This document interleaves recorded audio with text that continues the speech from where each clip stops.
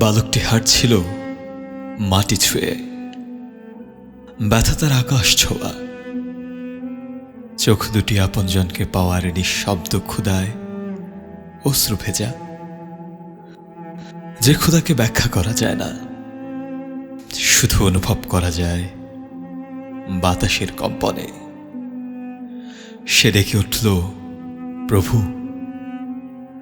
এ ডাক যেন আকাশের গা ছুঁয়ে প্রতিধ্বনিত হল প্রান্তরের ধুলোয়।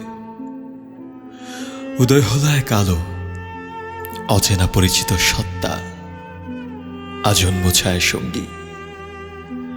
বালকের বুক প্রসারিত হল বিস্ময়ের স্পন্দনে। চারপাশে নীরবতা, মুঠো মুঠো শান্তি, প্রাণের এক উচ্ছ্বাস। সে জানল তিনি আজন্ম ছায়া সঙ্গী।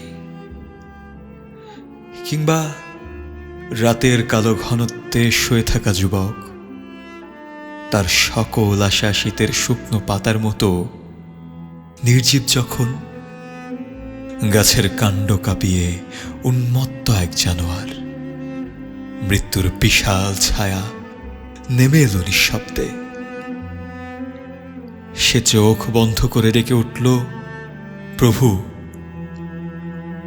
এক শব্দ, এক স্মরণ, অন্ধকারের বুকে বিজলির মতো আলো ছড়ালো।